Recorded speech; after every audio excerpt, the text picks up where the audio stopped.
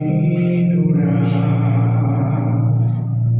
అత్యంత ప్రేమామయుడా, స్తుతి సింహాసనాసీనుడా,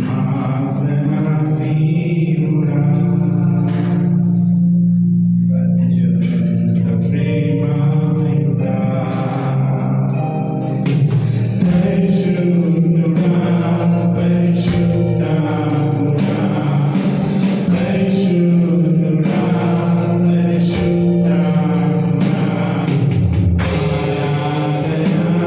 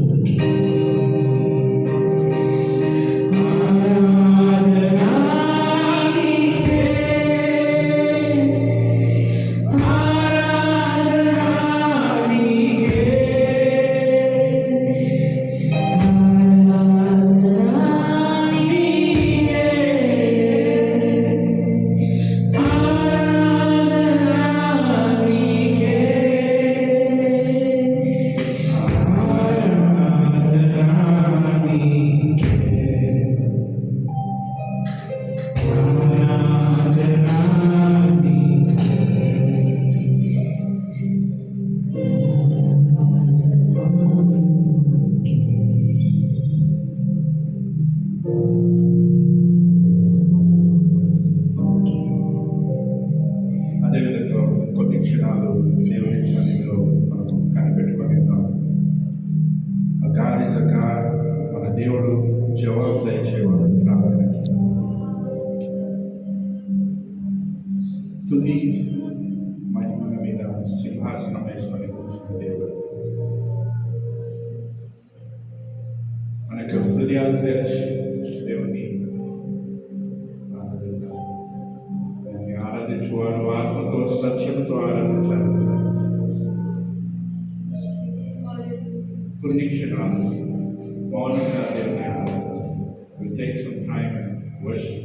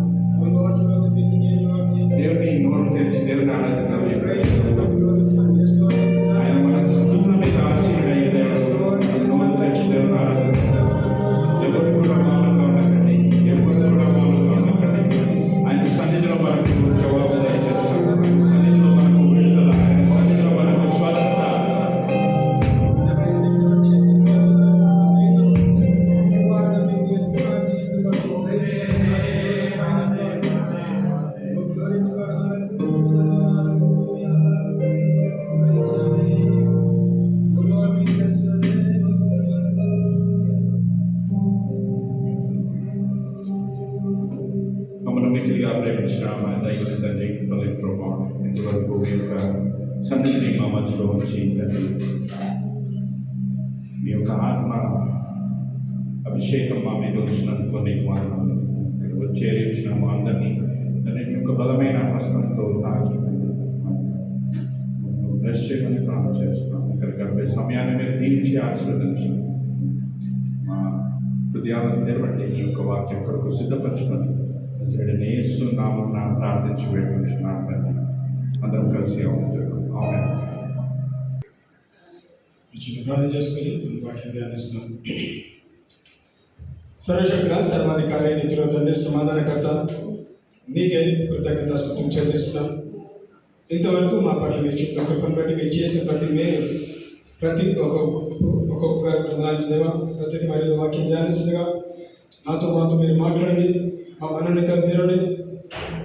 ఆత్మీయ వినికిడి మాకు దయచేయండి. మీ వాక్యం వినడానికి మాకు కావాల్సిన అవగాహన ప్రత్యక్షత మన వాక్యం వింటుండగా మాలో సందేహం ప్రతి అనుమానం తొలగించి వాక్యమనే సత్యంలోకి వాక్యమనే ప్రత్యక్షతలోకి మమ్మల్ని నడిపించినందుకు నీకే కృతజ్ఞతాస్తుతులు చెల్లిస్తూ యేసుక్రీస్తు పరిశుద్ధ నామమున ప్రార్థించి వేడుకుంటున్నాం తండ్రి.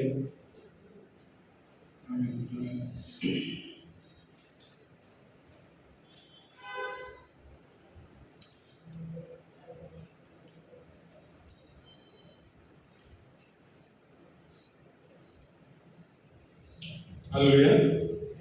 దేవునామానికి మహిమ ఘనత కలుగుగాక.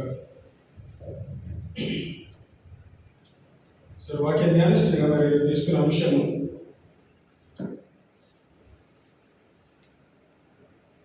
Submit your goal to God.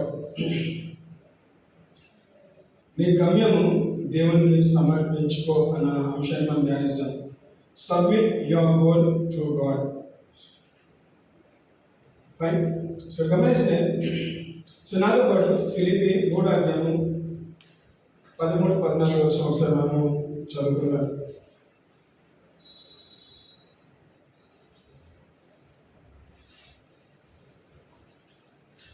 Philippi 3వ అధ్యాయము 13-14 ఒకసారి మనం ధ్యానించుకుందాం.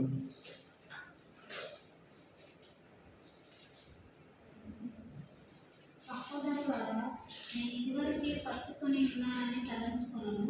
అయితే ఒకటి చేయుచున్నాను, వెనుక ఉన్నది మరిచి ముందున్న వాటి కొరకై వేగిర పడుచు క్రీస్తు యేసునందున్న దేవుని ఉన్నతమైన బహుమానమును పొందవలనని గురి యొద్దకి పరిగెత్తుచున్నాను. చూడండి, గమనిస్తే సహోదరులారా, నేను ఇది వరకే పట్టుకొని ఉన్నానని తలంచుకొనను. అయితే ఒకటి చేయుచున్నాను, వెనుక ఉన్నవి మరిచి ముందున్న వాటి కొరకై వేగిరపడుచు క్రీస్తు యేసునందు దేవుని ఉన్నతమైన పిలుపునకు కలుగు బహుమానమును పొందవలనని గురి యొద్దకే పరిగెత్తుచున్నాను. చూడండి, ఇక్కడ పౌలు రాస్తున్న మాట మనం గమనిస్తే, ఇంగ్లీష్లో చదువుతాను. Brethren, I count not myself to have apprehended, but this one thing I do, forgetting those things which are behind and reaching forth unto those things which are before, I press toward the mark for the prize of the high calling of God in Christ Jesus. Amen. I press towards the goal. ఏమైనా అంశం తీసుకున్నాము? Submit your goal to God. తన ఉద్దేశం ఏంటిది? దేవుడు క్రీస్తు యేసునందు దేవుని ఉన్నతమైన పిలుపునకు కలుగు బహుమానమును పొందవలెనని. ఆమేన్. ఆ ఉన్నతమైన బహుమానం మనం పొందాలంటే ఏం చేయాలంట? మనము ఏం చేయాలి? అక్కడ గురి యొద్దకే పరిగెత్తుచున్నాను. సో తన గురి ఏంటిది? ఉన్నతమైన పిలుపులో కలిగిన బహుమానం నేను పొందుకోవాలంటే గురి యొద్దకే నేను పరిగెత్తుచున్నాను. సో గురి యొద్దకి పరిగెత్తుతున్నప్పుడు ఆ గురిని నువ్వు దేవునికి సమర్పించుకోవాలని అనే అంశాన్ని ధ్యానిస్తాం. ఆ గురి ఉన్న దేవుని ఉన్నతమైన పిలుపునకు కలుగు బహుమానము నేను పొందుకోవాలంటే ఒక గురి నేను పెట్టుకున్నాను. ఆ గురి యొద్దకే నేను పరిగెత్తుతున్నాను. ఆ గురి యొద్దకి పరిగెత్తుతున్నప్పుడు తప్పకుండా అనేక కష్టాలు, బాధలు, వేదనలు అన్నీ రావచ్చు. కానీ మనం ఎప్పుడైతే సమర్పించుకుంటామో, ఆ గురి దగ్గర చేర్చబడక ముందే మనం సమర్పించుకుంటే దేవుడు ఆ గురి దగ్గరికి మనల్ని చేరుస్తాడు. సో కొన్ని అంశాలు మనం తప్పకుండా జ్ఞానిస్తాం. చూడండి, I press toward the mark for the prize of the high calling of God in Christ Jesus. బహుమానము పొందవలెనని. ఆమేన్. సో దేవుడి దృష్టిలో మనం బహుమానం పొందాలని దేవుడు ఆసక్తి కలిగి ఉన్నాడు. సో మనం బహుమానం పొందుకోవాలంటే మనము దేవునికి సమర్పించుకొని ఆ గురి యొద్దకి పరిగెత్తినప్పుడు, ఈవెన్ ఎప్పుడైతే మనం గురి యొద్దకి పరిగెత్తుతామో ఏం చేస్తామంట? ఆ ఉన్నతమైన పిలుపు నాకు తగిన బహుమానము మనం పొందుకోవాలని దేవుడు ఇష్టపడతాడు. సో ఒక మాట గమనిస్తాం. దానికన్నా ముందేమన్నాడు? వర్స్ 13లో, forgetting those things which are behind and reaching forth unto those things which are before. So నీ గురి ముందున్నదా వెనక ఉన్నదా? గురి అన్నప్పుడు మన వెనక ఉంటుందని మన గురి ఎప్పుడు కూడా మన ముందే ఉంటుంది. సో మన గురి ముందుకు పరిగెత్తాలంటే మనం ఏం చేయాలంట? Forgetting those things which are behind. అయితే చూడండి, వెనుక ఉన్నవి మరిచి ముందున్న వాటి కొరకై వేగురపడుచు. ఏం చేయాలంట? వెనుకున్న వాటిని మరిచి ముందున్న వాటికై మనం వేగురపడుచు. ముందున్న వాటి కొరకై మనం పరిగెత్తాలి. వెనుక ఏం జరిగిందా, నిన్న మొన్న సంవత్సరం క్రితం ఏం జరిగిందో మనకు అనవసరం. కానీ ఈరోజు నా గురి ముందుంది కాబట్టి వెనుకకు తిరిగి పరిగెత్తలేము. వెనుకకు తిరుగుతూ మనం గురి యొద్దకి పరిగెత్తలేము. సో మనం ఏం చేయాలంట? అందుకే పౌలు రాస్తున్నాడు ఆ మాట ఎందుకు రాస్తున్నాడు చూడండి. వెనుక ఉన్నవి మరచి, forgetting those things which are behind. Forgetting those things which are behind. వెనుక ఉన్న వాటిని మీరు మర్చిపోయి ముందున్న వాటి కొరకై మీరు పరిగెత్తండి. ముందు ఏమున్నది? గమ్యం ఉన్నది, గురి ఉన్నది. గురి వైపు పరిగెత్తండి, గురి యొద్దకే పరిగెత్తండి. ఎందుకంటే గురి యొద్దకి పరిగెత్తుతున్నప్పుడు మీకు ఒక బహుమానం అక్కడ ఏర్పరచబడ్డది. ఆమేన్. ఆ బంగారమైన బహుమానం కదండి. The prize that God is going to give you is more than a gold medal. దేవుడు మనకిచ్చే బహుమానము బంగార పతకము కన్నా శ్రేష్టమైనది, విలువైనది. సో ఆ పథకాన్ని లేకపోతే ఆ బహుమానం పొందుకోవాలంటే మనం గురి యొద్దకే పరిగెత్తాలి. ఆ గురి యొద్దకు పరిగెత్తుతున్నప్పుడు మొట్టమొదటి ఏం చేయాలంట? మనకి ట్రైనింగ్ ఉన్నా లేకున్నా అన్ని విషయాలు సాయం చేస్తాడు. ఫస్ట్ థింగ్ ఏంటి? We should not turn back and see. వెనుక ఉన్న వాటిని మర్చిపోవాలి. వెనుకున్న వాటిని మర్చిపోయి ముందున్న వాటి కొరకే మనం పరిగెత్తితే మనం ఏం చేస్తామంట? తప్పకుండా మనము ఆ బహుమానము పొందుకుంటాం. అందుకే యెషయా 43:18 గమనిస్తే, యెషయా 43:18 గమనిస్తే,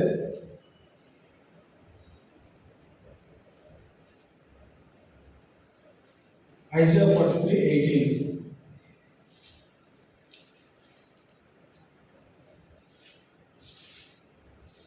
మునుపటి వాటిని జ్ఞాపకం చేసుకున్నది, పూర్వకాలపు సంగతులను తలంచుకొనదు. 19 చదువు. ఇదిగో నేను ఒక నూతన క్రియ చేయుచున్నాను, ఇప్పుడే అది మొలుచును, మీరు దాన్ని ఆలోచింపరా? నేను అరణ్యంలో త్రోవ కలుగజేయుచున్నాను, ఎడారిలో నదులు పారజేయుచున్నాను. చూడండి, ఏమంటే వాక్యం తెలుస్తున్నది. మునుపటి వాటిని జ్ఞాపకము చేసుకొనకుడి, పూర్వకాలపు సంగతులను తలంచుకొనకుడి. ఇదిగో నేను ఒక నూతన క్రియ చేయుచున్నాను, ఇప్పుడే అది మొలచును, మీరు దానిని ఆలోచింపరా? నేను అరణ్యంలో త్రోవ కలుగు చేయువాడను, ఎడారిలో నదులు పారచేయుచున్నాను. ఇచ్చిన హెచ్చరిక ఏంటంటే 19వ వచనం మన జీవితంలో నెరవేర్చబడాలంటే 18వ వచనం మనము ఆచరించాలి, పాటించాలి. 18వ వచనం ఏమని మాట్లాడుతున్న వాక్యంలో, మునుపటి వాటిని జ్ఞాపకము చేసుకొనకుడి, పూర్వకాలపు సంగతులను తలంచుకొనుడి. Remember ye not the former things, neither consider the things of old. So గడిచిన వాటిని మీరు గుర్తు చేసుకుంటూ ఉంటే ముందుకు వెళ్ళలేరు. కాబట్టి వాక్యం సెలవుస్తుంది ఏమంటున్నారు, మునుపటి వాటిని జ్ఞాపకము చేసుకొనుకుడి. ఎందుకంటే ముందుకు వెళ్ళాలనుకుంటే మనం వెనుకున్న వాటిని మరిచి ముందున్న వాటి కొరకు మనం ప్రయాసపడాలి. సో ముందున్న వాటి కొరకు మనం ప్రయాసపడి మనం పరిగెత్తుతున్నట్లయితే, మన గురి దగ్గర వెళ్తున్నట్లయితే, గురి దగ్గర వెళ్తున్నప్పుడు అరణ్యం ఎదుర్కొంటావు. ఇక్కడ వాక్యం తెలుసు, విల్డర్నెస్, ఫారెస్ట్, ఎడారి అన్నీ ఎదుర్కొంటాం. కానీ వాక్యం తెలుస్తున్నది, ఇదిగో నేను ఒక నూతన క్రియ చేయించున్నాను. ఎప్పుడు నూతన క్రియ చేస్తా అంటున్నాడు? నువ్వు ఎప్పుడైతే నువ్వు వెనుకున్న వాటిని మర్చిపోయి, పాత సంగతులను, పాత విషయాలను మనం మర్చిపోయి, పూర్వకాలపు సంగతులను మర్చిపోయి, ఇదిగో దేవా నూతన క్రియ చేస్తున్నాను కాబట్టి నేను పాతదాన్ని పక్కన పెట్టి నూతన క్రియ నా జీవితంలో జరిగించు అని మనం ముందుకు అడుగు వేసి ముందుకు వెళ్తున్నట్లయితే ఏమన్నాడు? నువ్వు నూతన క్రియ చేస్తాన్న వెంటనే అన్ని నూతనగా అవ్వట్లేదండి. నూతన క్రియ ఎక్కడ చేస్తా అంటున్నాడు? నీ సమస్యలు చేస్తా అంటున్నాడు. ఇదిగో నేను ఒక నూతన క్రియ చేయించున్నాను, ఇప్పుడే అది మొలుచును, మీరు దాన్ని ఆలోచింపరా? నేను అరణ్యములో త్రోవ కలుగు చేయించున్నాను, ఎడారిలో నదులు పారచేయుచున్నాను. అరణ్యంలో త్రోవ మనం తప్పిపోతామండి. ఎడారిలో మనం నదులు చూడం, వాటర్ కూడా రాదు. కొన్నిసార్లు ఫారెస్ట్ అంటాం, విల్డర్నెస్ అంటాం, మార్గం తెలియదు. మనకి ఎంత జీపీఎస్ పెట్టుకుని మనకు మార్గం తెలియదు. సో మార్గం లేని చోట దేవుడు మార్గం సరళం చేసి ఎప్పుడు చేస్తాడు? ఎప్పుడైతే నువ్వు నీ గురి ముందు వైపు చూస్తున్నావో, నీ దృష్టి ముందు వైపు ఉన్నదో, పాత వాటిని, వెనుకున్న వాటిని, పూర్వకాలపు సంగతులను నువ్వు మర్చిపోయి నువ్వు పక్కన పెట్టి నువ్వు ముందుకు వెళ్తున్నట్లయితే ఏం చేస్తాడు? గురి వైపుకు నిన్ను తీసుకెళ్తాడు. దేవుడు ఆ ఉన్నతమైన బహుమానం నీకు అనుగ్రహించలాగా దేవుడు ప్రయాసపడుతున్నాడు. నువ్వు కేవలం గురువుకు పరిగెత్తు, గెలవటము నీ చిత్తం కాదు. దేవుడు నీతో ఉండి నిన్ను గెలిపిస్తాడు. నీలో సామర్థ్యత లేదు, నీకు తెలుసు నువ్వు పరిగెత్తితే తప్పకుండా ఓడిపోతావు, పడిపోతావు అని. అందుకే వాక్యం తెలుస్తున్నది, నేను నిన్ను ఎత్తి పట్టుకుంటాను. నువ్వు పడిపోయినావా? I rise, I fall, I fall, I rise. నేను పడిపోయినాను, నేను లేచేదాను. ఎవరు లేపుతున్నారు? నా తండ్రి, నా సృష్టికర్త, నా రక్షకుడు నన్ను లేపిన వాడు చూస్తాడు. ఎప్పుడు లేపుతాడు? ఎప్పుడైతే నువ్వు వెనుకున్న వాటిని మర్చిపోయి ముందున్న వాటి కొరకై నువ్వు ప్రయాసపడతావో, ముందున్న వాటి విషయంలో నువ్వు దృష్టి కలిగి ఉంటావో, ధ్యానం కలిగి ఉంటావో, దాని పట్ల కదా, when you run towards the upward call of God, ఉన్నతమైన పిలుపు కొరకు ఆ గురి వైపు నువ్వు పరిగెత్తుతున్నట్లయితే, ఎడారి వచ్చినా, ఇంకేంటి అంటున్నా అక్కడ, అరణ్యం వచ్చినా, ఏది వచ్చినా మార్గం లేని చోట మార్గం కలుగజేస్తాడు, నీరు లేని చోట నదులు పారజేస్తాడు. చూడండి, కండిషన్స్ అప్పేంటిది, ఫార్గెట్ ద ఫార్మర్ థింగ్స్. పూర్వకాలంలో మనం గుర్తుపెట్టుకుంటే అవి మనం ఏం చేసేట మనల్ని వెనకకి లాగేస్తూ ఉంటాయి, మనకు ముందుకు వెళ్ళలేమండి. మనం ఏ అథ్లెటిక్స్ చూసినా కానీ, ఏ రన్నింగ్ రేస్ చూసినా కానీ, వాళ్ళు పరిగెత్తినప్పుడు ఏదైనా బరువు వేసుకొని పరిగెత్తుతారా? చేయరండి. ఈవెన్ అంటే ఏంటిది, వాళ్ళ డ్రెస్ కోడ్ ఎంత ఉంటుంది అంటే ఎంత తేలికగా ఉంటే అంత వేగంగా పరిగెత్తగలుగుతారు. ఈవెన్ మనం ఏరోప్లేన్స్ చూస్తూ ఉంటాం కదా, ప్యాసింజర్ ఏరోప్లేన్స్ చూస్తాము, జెట్ ఫైటర్స్ కూడా చూస్తాం. ప్యాసింజర్స్ ఏరోప్లేన్ చాలా బరువు చాలా మంది ఎక్కి మామూలు వేగంగానే పోతారు. అదే జెట్ ఫైటర్ చూసినాం అనుకోండి, అది దాంట్లో కేవలం ఒకరిద్దరు మాత్రమే దాంట్లో ఉంటారు, పైలట్స్ ఇద్దరు ఉంటారు. తర్వాత చాలా తేలికగా దాన్ని తయారు చేస్తారు. ఇంకేంటిది, చాలా వేగంగా వెళ్ళడానికి కూడా దాన్ని తయారు చేస్తారు. ఫైటర్ ఏరోప్లేన్స్, జెట్ ఫ్లైట్స్ అంటారు. ఎందుకు, ఎంత తేలికగా ఉంటే అంత వేగంగా పరిగెత్తగలుగుతారు. సో మనం ఏం చేయాలి, మనం తేలికగా ఉండాలంటే ఏం చేయాలంటే తన కాడిని మొయ్యాలి. నా కాడి తేలికగా ఉన్నది. My burden is light and easy. So you don't carry a burden. వెనుకున్న వాటిని మర్చిపో, పాత వాటిని మర్చిపో. నువ్వు ముందున్న వాటి కొరకు పరిగెత్తుతున్నావు కాబట్టి నువ్వు ఆ లగేజ్, ఆ బర్డెన్, ఆ బ్యాగేజ్ తొలగించు. నువ్వు నాకివ్వు, నేను చూసుకుంటాను. I will run with you. I will make you the winner. నేను గెలిపిస్తా. నువ్వు గమ్యం వైపు చూస్తున్నావు కాబట్టి నేను ఖచ్చితంగా గెలిపిస్తాను. సో మన ఉద్దేశం ఏంటంటే, దేవా నాకు సహాయం, కష్టం అవుతుండొచ్చండి, వెనుకున్న వాటిని మర్చిపోవడానికి, పాతకున్న వాటిని మర్చిపోయి ముందుకు వెళ్ళడానికి మనకు కష్టం అవుతుంది కదా. దేవా నువ్వు నాకు సహాయం చేయి. నా ముందు నా గమ్యము వెనుకున్న దానికన్నా శ్రేష్టమైంది, బంగారు పథకమైన శ్రేష్టమైనది. I want to run towards upward call of God. God has called us for such a time as this. దేవుడు ఈ సమయం కొరకు మనం పిలుచుకున్నట్లయితే, దేవా నీ పిలుపు తగిన పిలుపు నా జీవితంలో నెరవేర్చబడును గాక. మనకు చాలాసేపు కూర్చో ప్రతి ఒక్కరం కూడా మనకి దేవుడు దేంట్లో పిలుచుకున్నాడు, దేని కొరకు పిలుచుకున్నాడు ఇంకా తెలియకపోవచ్చండి. కానీ మన అనుదిన జీవితంలో దేవుడు నా పట్ల ప్రణాళిక కలిగి కాబట్టి ఆ ప్రణాళిక ప్రకారం నేను నా మార్గంలో ఏం చేస్తాను, నేను పరిగెత్తుతూనే ఉంటాను. I will run this race, I will press towards the goal. Press అంటే ఏంటిది, I will just move forward. నాకు ఎంత కష్టమైనా, ఎంత నష్టమైనా నేను వెనుకకు తిరగను, వెనుకకు చూడను, నేను ముందుకు మాత్రమే వెళ్తాను. ఎందుకంటే ముందు ఏమనంట, గమ్యం ఉన్నది. There is a goal in front of you. So what are the సపోర్చును to submit the goal to God. దేవా మీరు నా పట్ల ప్రణాళిక కలిగినారు. ఆ గమ్యం చేరడానికి నేను చేసేది నా అనుదిన జీవితం ప్రతిరోజు కూడా ఇదిగో నేను నీకు సమర్పించుకున్నాను. నువ్వు నన్ను ఎక్కడ నడిపిస్తాడు, గమ్యం చేరేంత వరకు కూడా. మోషన్ ఎక్కడ దాకా తీసుకొచ్చాడు, గమ్యం చేరేంత వరకు తీసుకొచ్చాడు. గమ్యం చేరిన తర్వాత ఏంటంటే, మోసెస్తో ఏ క్రియ అయితే చేయించాలనుకున్నాడు, సమస్తం చేయించిన తర్వాతనే తనని పిలుచుకున్నాడు. సో మన ద్వారా దేవుడు ఈ భూలోకంలో ఏ క్రియ చేయాలని అనుకున్నాడో ఆ క్రియ చేసేంత వరకు కూడా నీకు సహాయకర్తగా, నీకు సహాయపడతాడు. Till you reach that goal, till you finish that.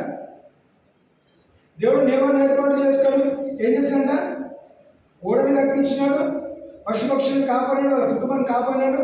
ఎంతవరకు అండి, వరదలు వచ్చినాయి, ఇంకిపోయినాయి, తర్వాత సంతానం అన్నీ సెటిల్ అయ్యాక దెన్ హీ లెఫ్ట్. ఓడ కట్టే మధ్యలో చనిపోలేదండి. వాళ్ళ వాళ్ళ పిల్లలకు అప్పచెప్పి నేను ఇప్పుడు చనిపోతున్నాను, నెక్స్ట్ కంప్లీట్ చేయమని చెప్పట్లేదు. God called him to complete. Jesus was called to complete. ఎప్పుడు దాకా, 3.5 సంవత్సరాలు అయినా కానీ, 33.5 years తక్కువ సమయం అయినా కానీ, he was cent for 33.5 years only.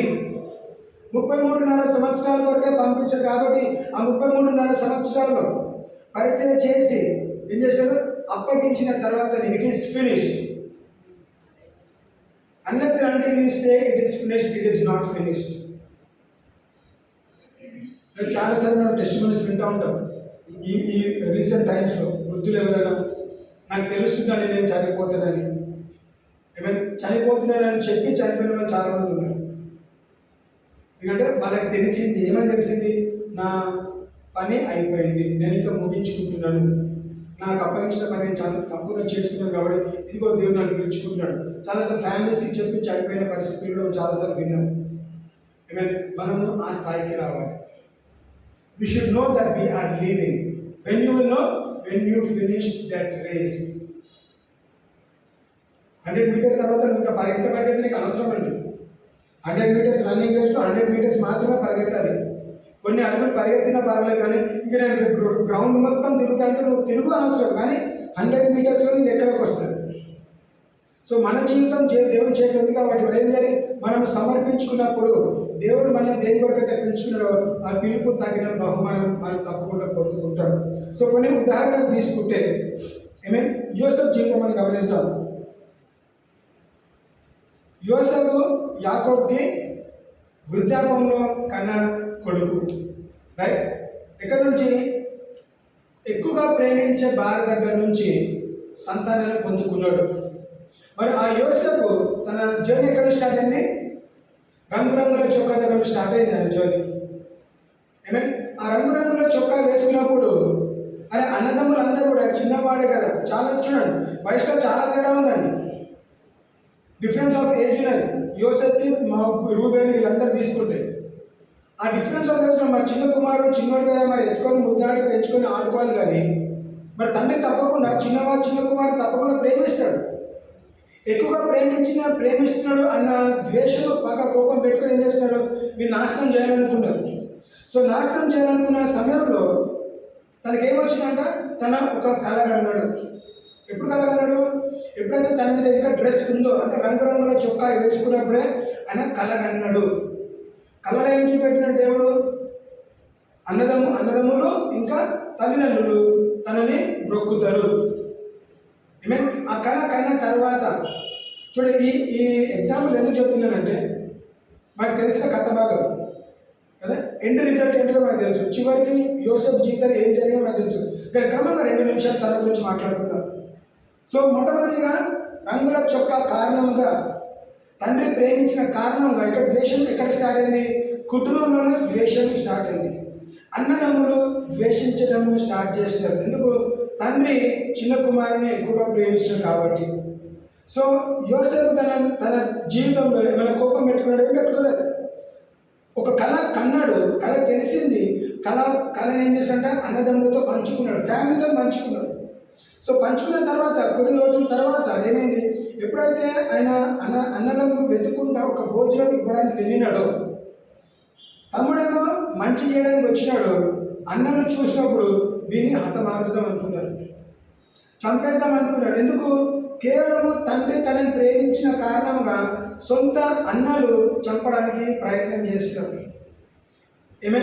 చూడండి, దేవుని ప్రణాళిక ఉంది కాబట్టి చంపాలనుకున్న అన్నవాళ్ళు చంపకుండా గోతిలో పడేసినారు. సో గోతిలో పడేసిన తర్వాత గోతిలో ఉండటం మంచిది కాదని ఏం చేశారు? ఎవరో కొనుక్కున్న వాళ్ళు వెళ్తుంటే ఏం చేశారంట? వాళ్ళని బానిసగా అమ్మినారు.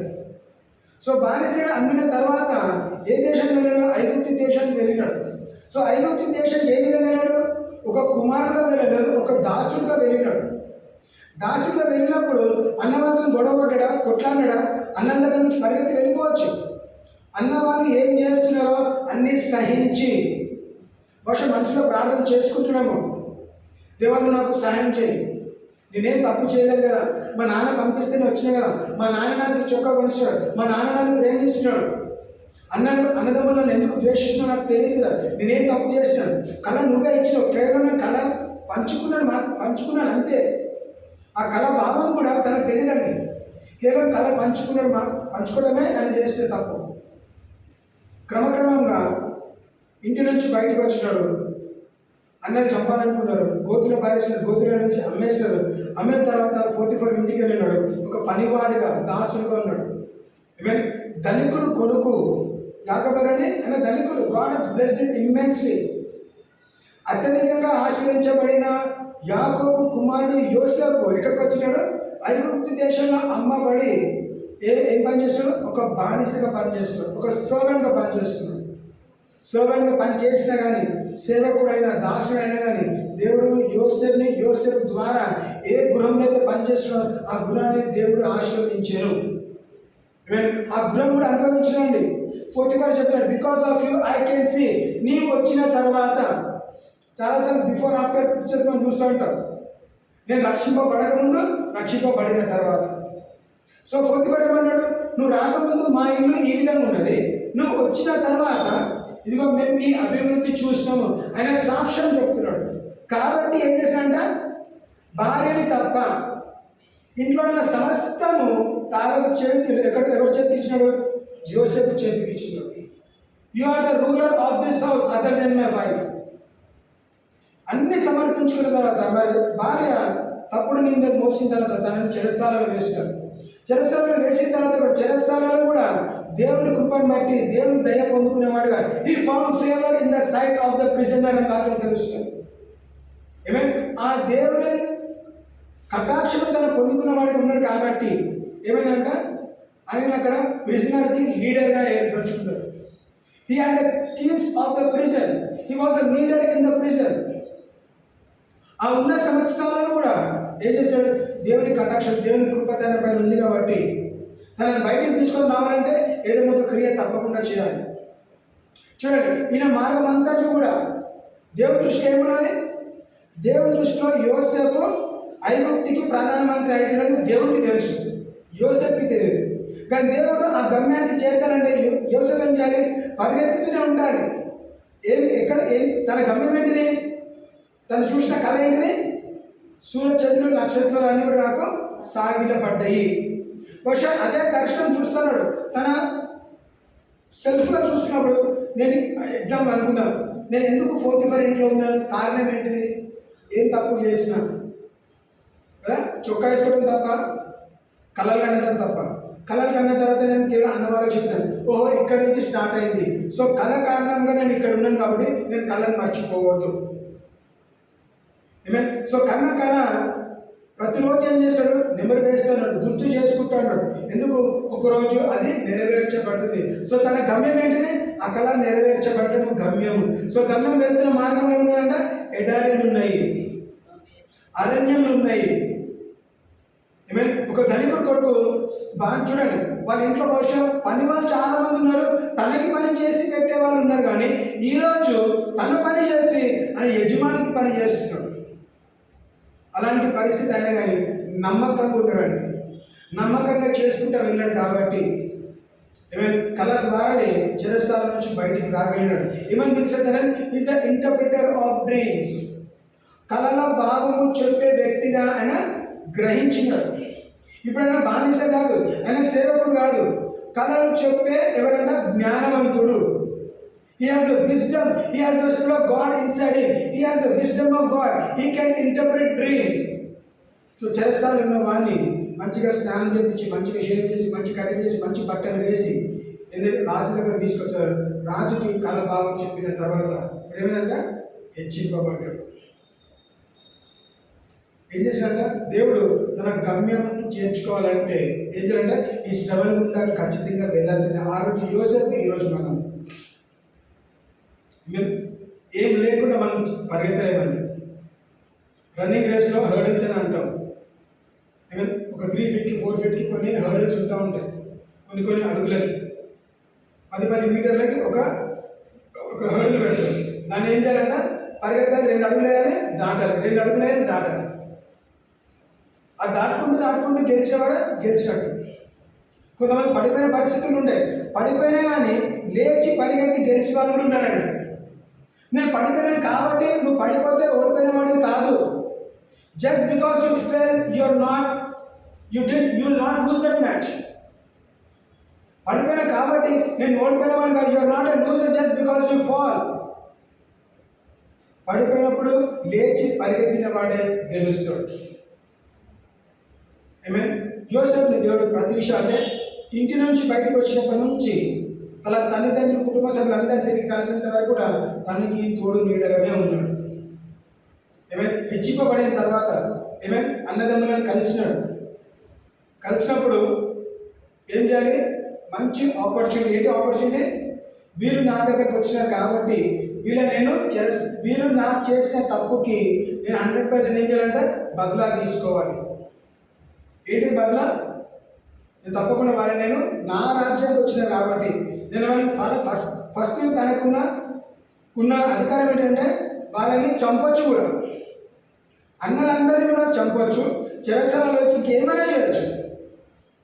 కొన్ని రోజులు 2-3 వీక్స్ వాళ్ళతో ఆడుకున్నాడు బహిరంగంగా చెప్పకుండా. కానీ ఎక్కువసేపు దాచుకోలేక ఏం చేశాడంట, నేను మీ తమ్ముణ్ణి. మిమ్మల్ని మీరు తప్పు పట్టుకోకండి. క్షమించినాను. నేను మిమ్మల్ని ఆ రోజు ప్రేమించిన, ఈ రోజు కూడా ప్రేమిస్తున్నాను. ఎందుకంటే దేవుని బట్టి. దేవునికి తెలుసు ఈరోజు ఇక్కడ కరువు రాబోతుంది. దేవునికి తెలుసు మన ప్రాంతం అంతా కరువులో ఉంటుంది. సో మనల్ని రక్షించుకోవడానికి దేవుని ప్రణాళిక ప్రకారము నా పరిగెత్తులో ఏంటిది, నా goal, in my race, these are all hurdles that I'm suppose to ఎదుర్కోవాల్సిన పరిస్థితి. కాబట్టి మిమ్మల్ని మీరు తప్పు పట్టుకోండి. Because God has a plan and God has sent me to Egypt for such a time as this. తన ఏ కళ అయితే కన్నడో కళ కన్న ప్రకారము he press towards the goal. దేవుడి ప్రణాళిక యోసేపు ఉంది కాబట్టి యోసేపు ఎక్కడ తప్పిపోకుండా మార్గము సరళం చేస్తూ, ద్వారం తెరుస్తూ, చెరసాలలో ఉన్నవాడు బయటకు రావాలంటే రికమెండేషన్ అవసరం కదా, ఇన్ఫ్లుయెన్స్ అవసరము. ఆయనకి ఏం రికమెండేషన్ లేదు, ఇన్ఫ్లుయెన్స్ లేదు. కనీసం సార్ మా నాన్నగారు కానాల్లో ఉంటాడండి, ఆయన ధనికుడండి, ఒక వ్యక్తిని పంపించండి, బహుశా నా పక్షాన్ని వచ్చి మాట్లాడతాడు అని చెప్పుకోవడానికి కూడా లేదు. బహుశా వాళ్ళందరూ అడిగవచ్చు కదా, నువ్వు అసలు ఎక్కడి నుంచి అమ్మబడ్డావు, నువ్వు అసలు ఎక్కడి వాడివి, నువ్వు హిబ్రూ వాడివి కదా కదా మాట గురించి చూస్తే అసలు నేను ఎందుకు అమ్మినారు, బహుశా ఏం చెప్పుకోలేకపోవచ్చండి. బహుశా అనుకున్నాము చెప్తే తప్పకుండా పోతివారు వాళ్ళ ఇంటికి ఒక మెసేజ్ పంపించి, నాన్న నేను ఇంకా బ్రతికే ఉన్నాను, అన్న నన్ను ఇక్కడ అమ్మేస్తున్నారు అని చెప్పుకోవచ్చు. యాక్చువల్గా చూస్తే ఎందుకు మంచి ఫేవర్ ఉంది కదా, తన ఆ ఇంట్లో పని చేస్తుండగా ఆ గృహం దేవుడు ఆశీర్వదిస్తే తప్పకుండా మాట ముచ్చటలో పోతిఫర్ అడిగితే యోసేపు చెప్పేవాడు. బహుశా అలాంటి మాటలు ఏం మాట్లాడకుండా అన్నీ కూడా తన హృదయంలో దాచుకుంటూ ఏం చేస్తున్నాడు, ముందుకు వెళ్తా ఉన్నాడు. He was pressing towards the call of God.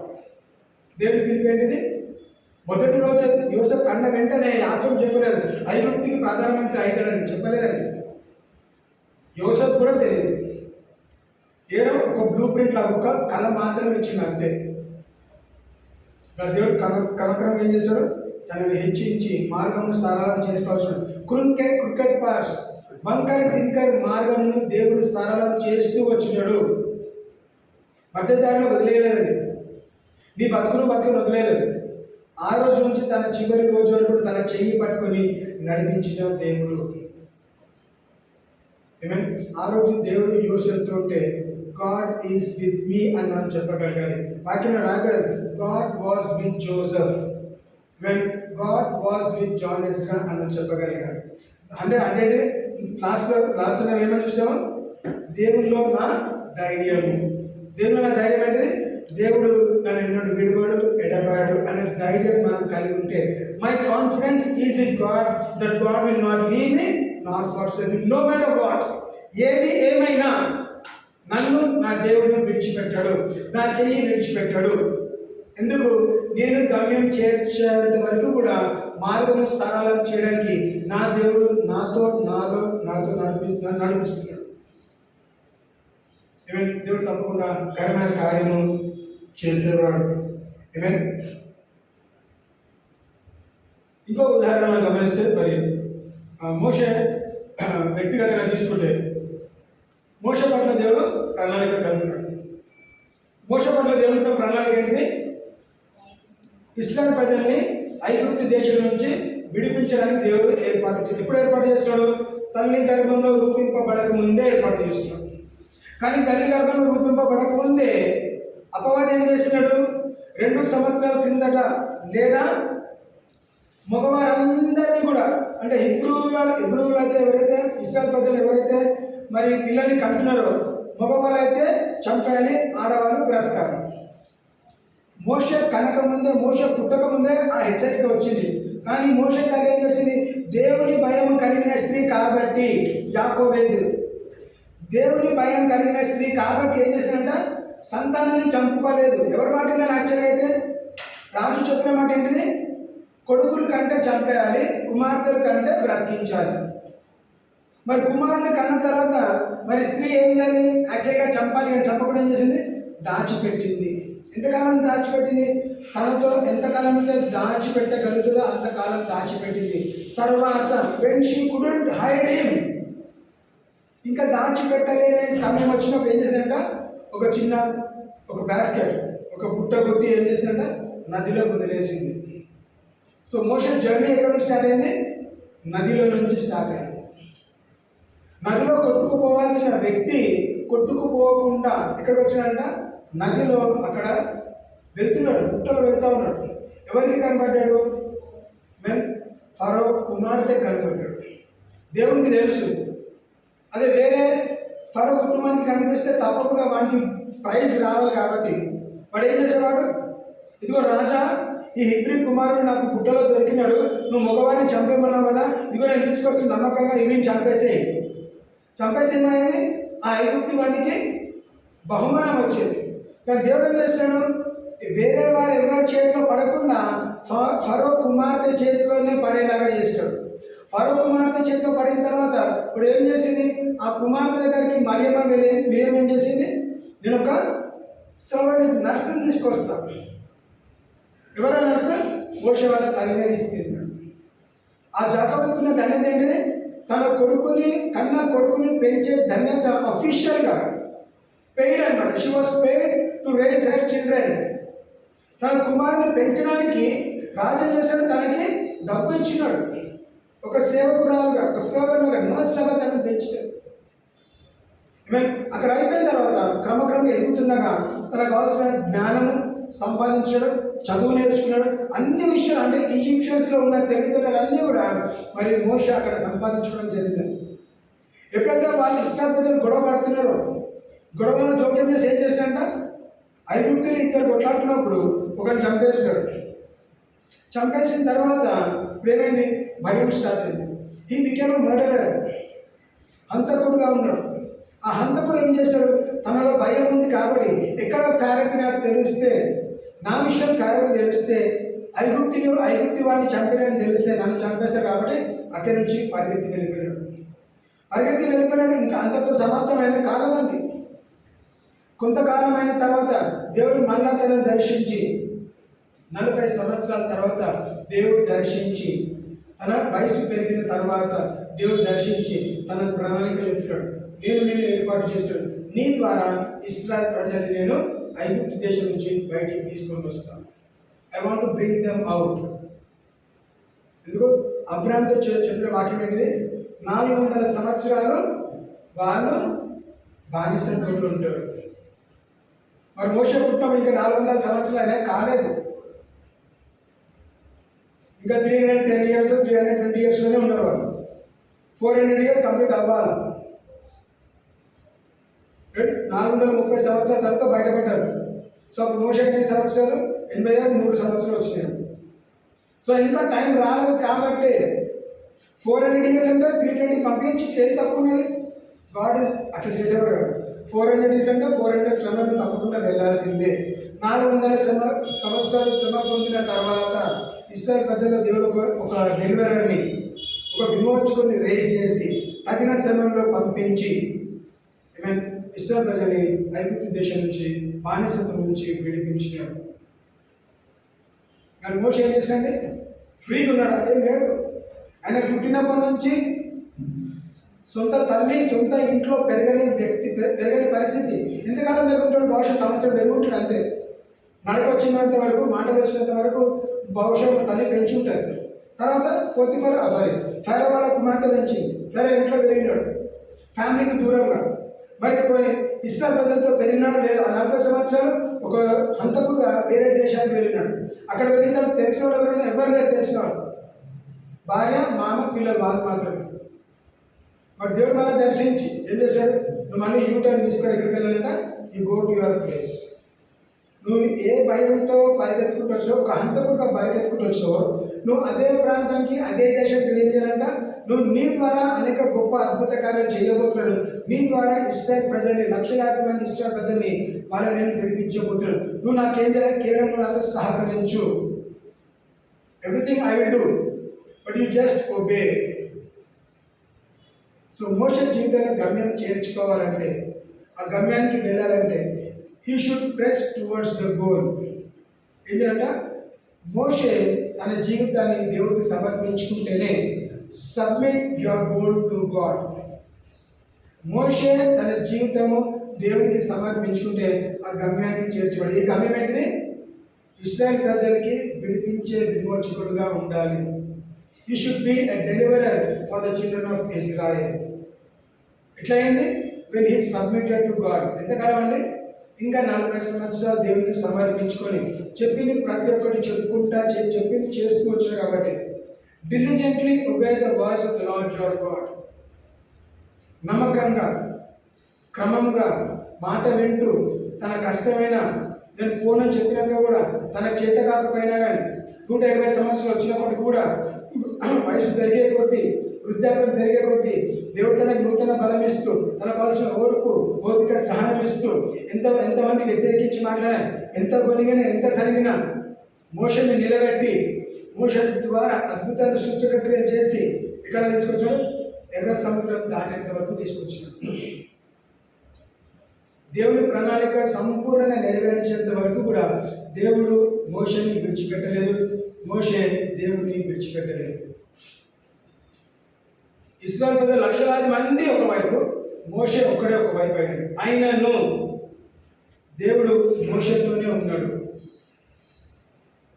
మోషే ద్వారానే ఇశ్రాయేలు ప్రజలకి మేలుగానే ఉపకారం జరిగింది. కీడు జరిగితే వాళ్ళు కొనిగిన సనిగిన కాబట్టి, మేలు జరిగితే మోషే కారణంగానే. ఏం చేసిన మోషే? సమర్పించుకొని తన గమ్యం చేరేంత వరకు కూడా, ఆ చివరి రోజు వరకు కూడా నమ్మకం ఉన్నాడు. కాబట్టి ఇప్పుడు ఏం బహుమానం పొందుకున్నాడంటే అప్వర్డ్ కాల్ ఆఫ్ గాడ్, ఉన్నతమైన బహుమానం సంపాదించుకోవడానికి తన గురి ఎదుకే పరిగెత్తుతూనే ఉన్నాడు. ఇంకొక వ్యక్తి గురించి మనం గమనిస్తే,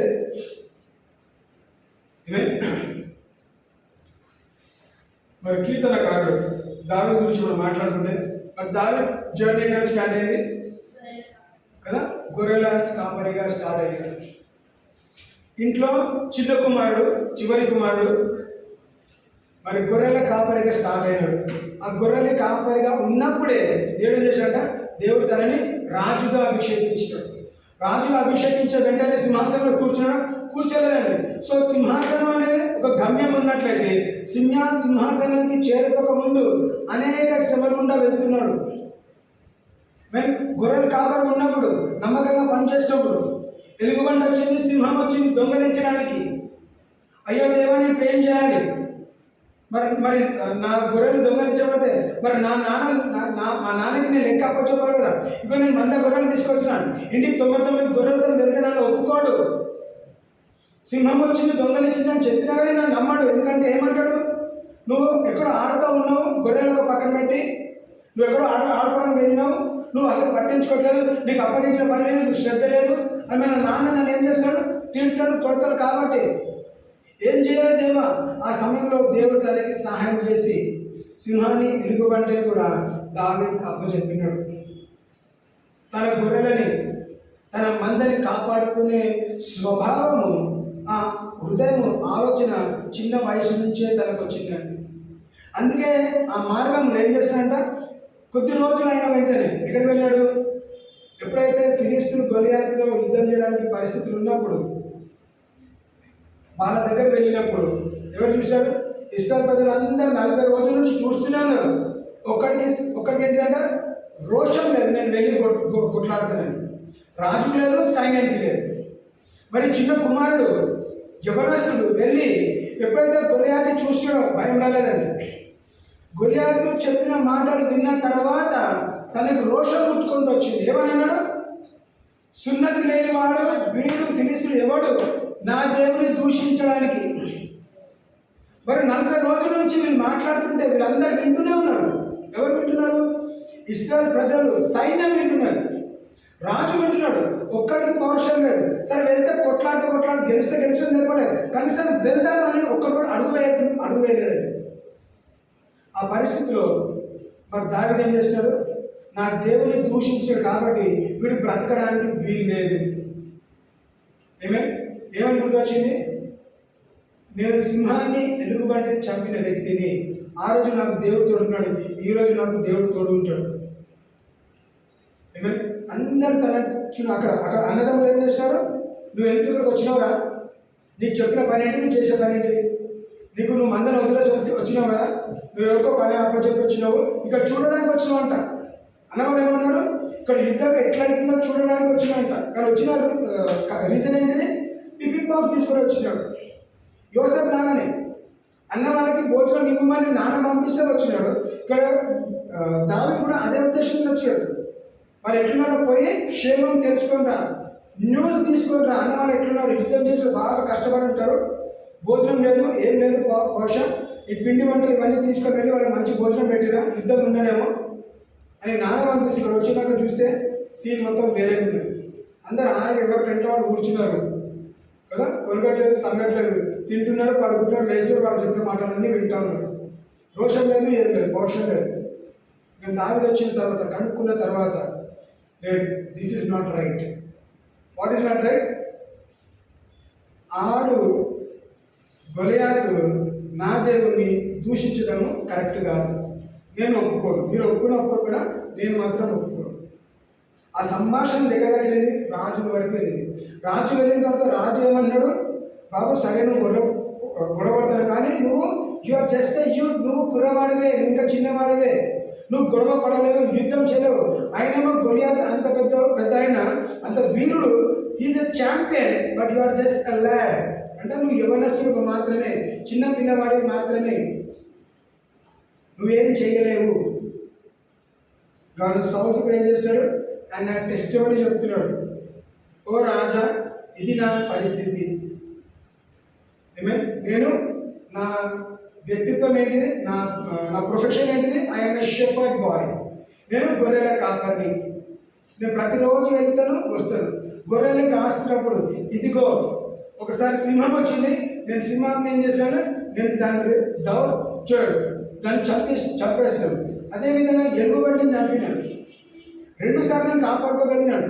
వీడు ఎంత నా దృష్టి, ఎవరి దృష్టిలో, దేవుడి దృష్టిలో నా దృష్టి, who is this guy who's talking bad against my God. నువ్వు నాకేదో ఏంటంటే, నువ్వు నాకు you just say yes, you go and fight, then I will see. Let not your heart be troubled. మీ హృదయాన్ని కలవరపరచుకోకండి. Let not your heart be failed అని దావీదు ఒక చిన్న కుర్రవాడు ఎవరికైతే చెప్తున్నాడండి, రాజుకు చెప్తున్నాడు, సైన్యానికి చెప్తున్నాడు. ఆయన భరోసా ఇస్తున్నాడు. ఎవరికి భరోసా? యాక్చువల్లీ రాజు సైన్యానికి భరోసా ఇవ్వాలి. కానీ అలాంటి సిచ్యువేషన్లో ఒక చిన్నవాడు, ఒక యవనస్తుడు వెళ్ళి రాజ్యం పక్షాన్ని నిలబడి ప్రేమను మాట్లాడుతున్నాడు, నేను మీకు భరోసా ఇస్తున్నాను. ఏమని భరోసా? మీరు టెన్షన్ తీసుకోకండి, మీరు బాధపడకండి, నేను వెళ్తా, మిమ్మల్ని నాశనం చేస్తాను. యూ జస్ట్ సెండ్ మీ, నేను కేవలం పంపించి అనుమతి ఇవ్వు, అంతే. చూడండి, సౌలు చెప్పిన మాట వినాలంటే మొన్న కూడా సరే ఇదే మాట చెప్తూ వచ్చాను, ప్రూఫ్ కావాలి. అవునా? మనం యూజువల్గా ఇప్పుడు మనం హత్యలు వింటూ ఉంటాం, కేసులు వింటూ ఉంటాం. హత్య చేసినో చేయలేదో రుజువు ఏంటి? ప్రూఫ్. కెమెరా చిక్కినాడు, లేకపోతే చూసినాడా, ప్రూఫ్ ఉంటేనే నమ్ముతారు నువ్వు మర్డర్ చేసినావని.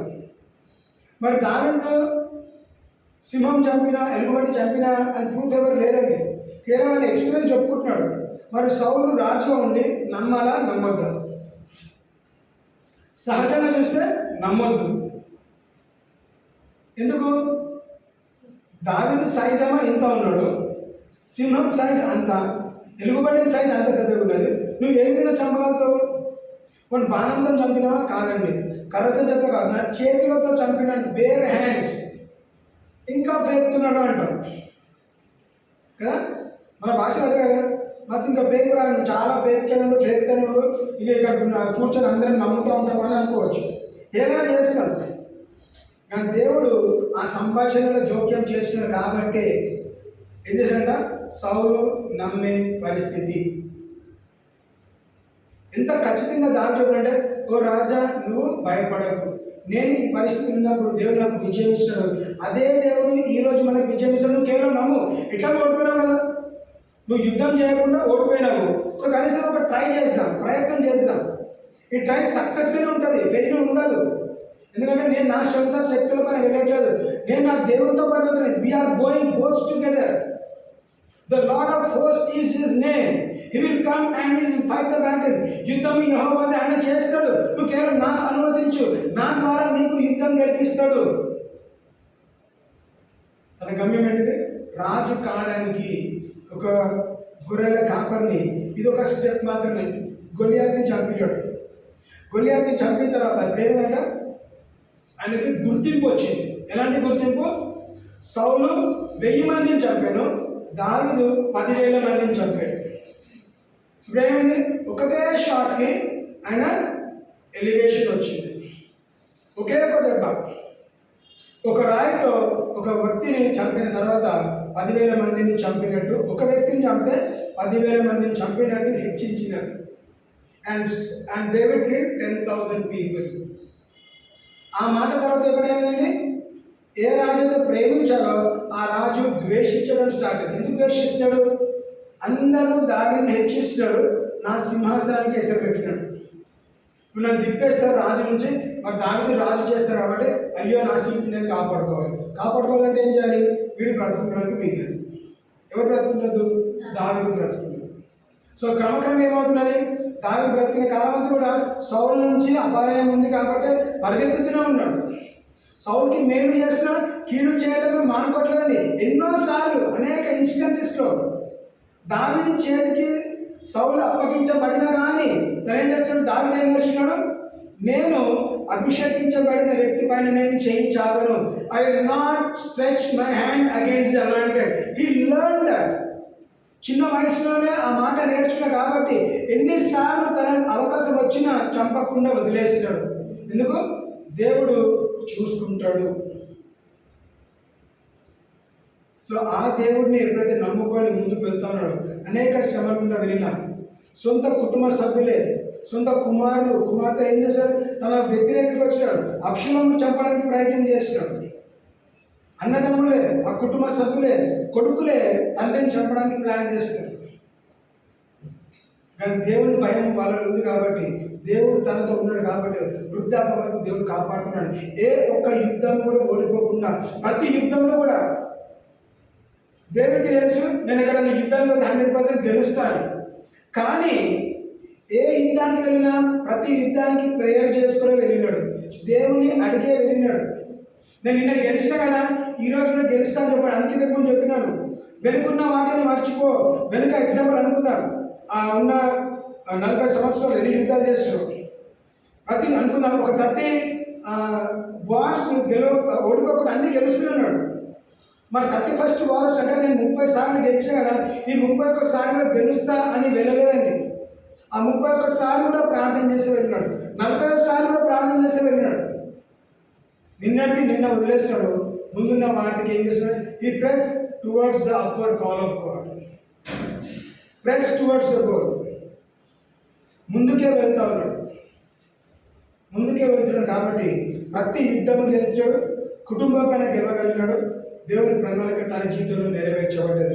ఏమైనా చివరికి ఆయన ఇశ్రాయేలు ప్రజలకి రాజుగా చేర్చబడ్డాడు. He became the king of Israel. ఏ రోజైతే అనాయింటింగ్ చేసాడో ఆ రోజు మాత్రం కూర్చోలేదండి. ఈ పరిస్థితుల నుంచి వెళ్ళినప్పుడు trials and tribulations. Trials and tribulation ఏంటంటే భయంతో పరిగెత్తుతున్నా కానీ, అంత యుద్ధవీరుడు భయంతో చూడండి ఎక్కడ దాక్కున్నాడంట? గుహలలో దాచుకున్న పరిస్థితి అండి. వేరే ప్రాంతాలకు వెళ్ళి ఆశ్రయం తీసుకున్న పరిస్థితి ఎవరికి? ఒక వీరుడికి. కానీ అలాంటి పరిస్థితులు కూడా దేవుడు దావీదుని విడిచిపెట్టలేదు, దావీదు దేవుడిని విడిచిపెట్టలేదు. ఎందుకు? దేవుడు దావీదు పట్ల ఇశ్రాయేలు ప్రజల సింహాసనం పైన కూర్చోబెట్టడానికి ప్రణాళిక కలిగింది కాబట్టి ఈ మార్గం అంతా కూడా ఏం చేస్తాడు? సరళం చేస్తూనే వచ్చినాడు. ఏ విషయంలో నష్టపెట్టలేదు, ఏ విషయంలో ఇబ్బంది పెట్టలేదు. దేవుడు తన తోడుగా ఏం చేశాడు? సింహాసనం మీద కూర్చోబెట్టినంత వరకు కూడా God was with David, God was with Joseph, God was with Moses, God was with David, God is with us. దేవుడు నీకు నాకు మనకి తోడై ఉన్నాడు. ఈవెన్ మనం ఏం చేయాలంటే భయపడాల్సిన అవసరం లేదు. ఒక గొర్రెల కాపరి రాజులు అవ్వాలంటే నెక్స్ట్ మూమెంట్ అవ్వలేదండి. ఈ ప్రయాసం కూడా వెళ్ళినాడు. ఈ ప్రయాసం అంతట్లో కూడా దేవుడు తనకి తోడుగా ఉన్నాడు. మోషే జీవితంలో 120 సంవత్సరాలు పట్టి ఎందుకు ఇస్రాయేల్ ప్రజల నుంచి ఐగుప్తు దేశం బయటికి తీసుకోవాలంటే 120 years Moses has to wait. యోసేపు దాదాపు 13 సంవత్సరాలు వెయిట్ చేస్తున్నాడు. ఆ టైం వచ్చేంత వరకు కూడా ఏ సమయం దేవుడు తనకిచ్చిన కళ నెరవేర్చడానికి కొన్ని సంవత్సరాలు పట్టింది, అయినను నెరవేర్చబడ్డది. సో దేవుడు కూడా మన జీవితంలో ఇచ్చిన వాక్యం నెరవేర్చబడడానికి టైం పడుతుంది, కానీ నెరవేర్చబడుతుంది. మరి ఏం చేయాలంట?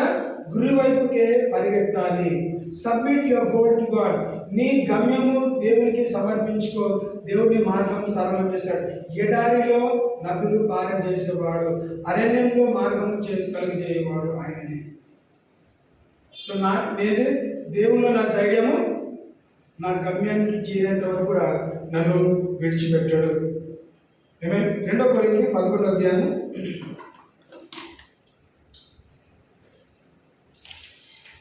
2 కొరింథీ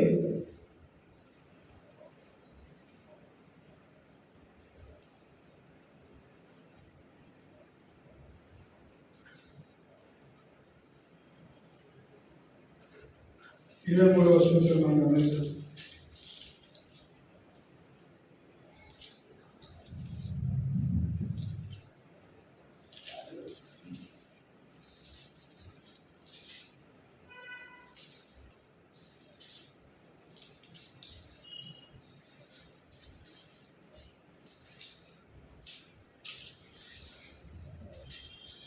క్రీస్తు పరిచారకుల వెర్రివాని వలె మాట్లాడుతున్నారు.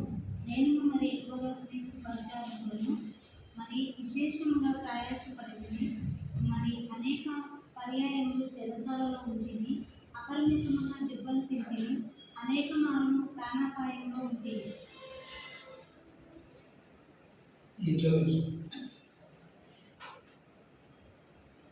యూదుల చేత 5 మార్లు ఒకటి తప్ప 40 దెబ్బలు తింటుంది, 3 మార్లు బెత్తములతో కొట్టబడుతుంది, ఒకసారి రాళ్ళతో కొట్టబడింది, 3 మార్లు ఓడపడి శ్రమపడుతుంది, ఒక రాత్రి మగళ్ళు సముద్రంలో గడుపుతుంది, అనేక పర్యాయములు ప్రయాణంలోనూ, నదుల వలనైనను ఆపదలోను, దొంగల వలనైనను ఆపదలోను, నా స్వజనుల వలనైనను ఆపదలోను, అన్నజనుల వలనైనను ఆపదలోను, పట్టణంలో ఆపదలోను, కపట సహోదరుల వలన ఆపదలోను ఉంటుంది.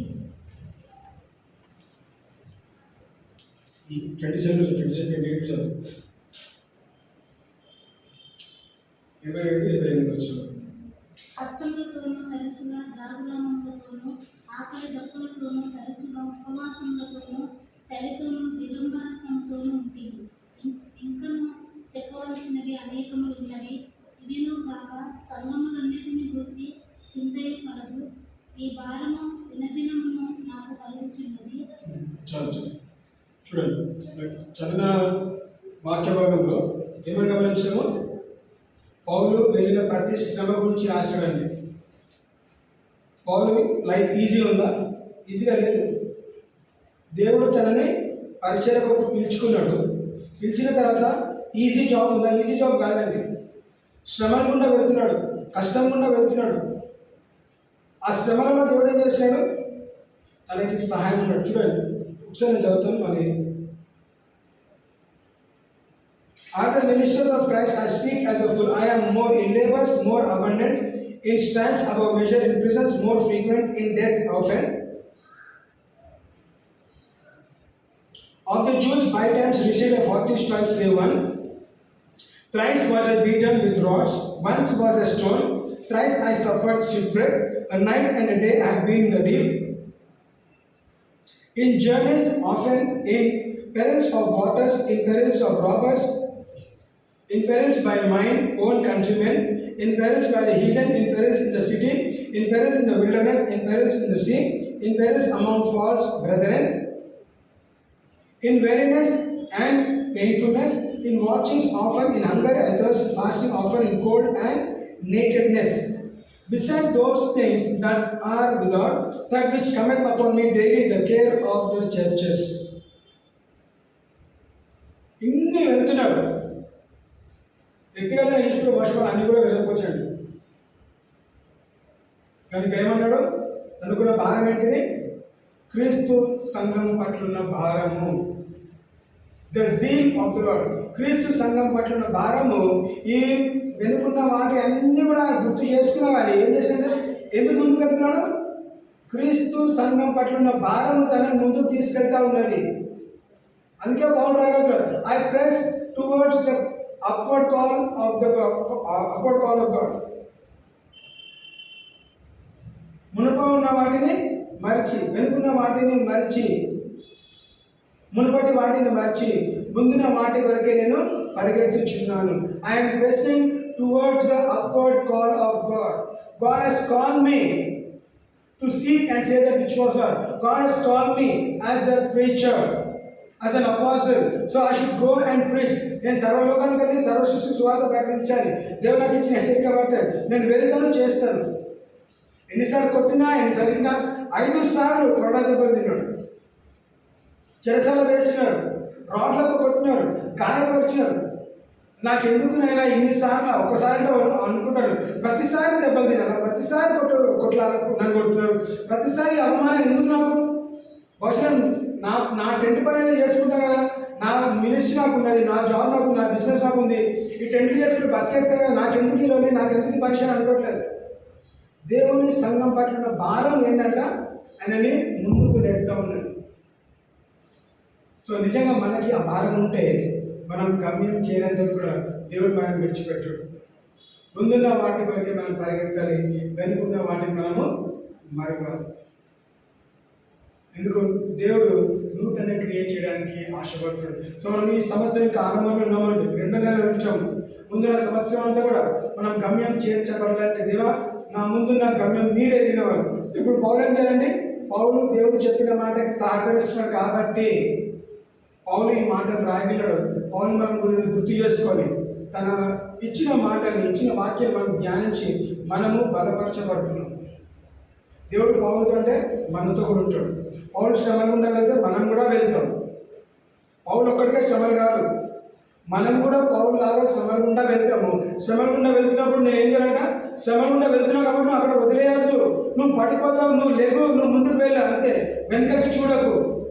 దేవా నాకు ఎందుకు ఈ పర్సిక్యూషన్, మాకెందుకు ఈ హింస, మాకెందుకు మా చర్చి వాళ్ళకి ఆన్ చేస్తున్నారు, మమ్మల్ని హింసిస్తున్నారు, కొడుతున్నారు, వాళ్ళు కొట్టని తిట్టని.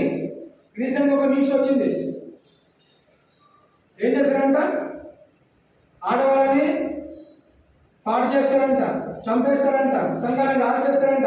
ఇవన్నీ స్టోరీలు చెప్పి మనకేం చేస్తారు? ఈ యూట్యూబ్లు, రీల్స్లలో మనం వింటూ ఉన్నాం. విని భయపడాలా? దేవానికి కృతజ్ఞతాస్తుతులు చెల్లిస్తారు. ఎందుకంటే వీళ్ళు మమ్మల్ని ఏం చేయలేరు. ఇస్రాయేలు కాబట్టి, కొనుగోలు నిలబడు కాబట్టి నువ్వు మా పక్షాన్ని నిలబడతావు అని గట్టిగా ధైర్యం చెప్పగలిగారు.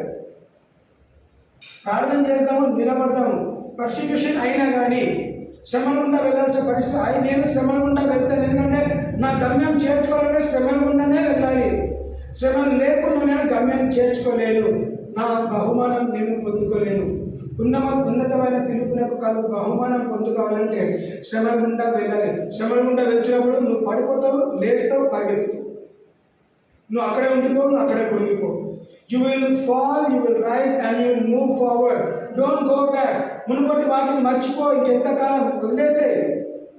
ముందున్న వాటి కొరకు వెళ్ళినట్లయితే దేవుడు మన జీవితంలో ఆ బహుమానం ఇవ్వడానికి సిద్ధపడతాం. మనం తప్పకుండా బహుమానం పొందుకున్న వారిగానే ఉండాలి, బహుమానం పోగొట్టుకున్న వారిగా ఉండదు. నీ కొరకు నా కొరకు సిద్ధపరిచే బహుమానం మనం పొందుకోవాలంటే మనం ముందుకు వెళ్తూనే ఉండాలి. హల్లెలూయా. దేవుడు కొద్ది మాటని దీవించును గాక. ఆమేన్.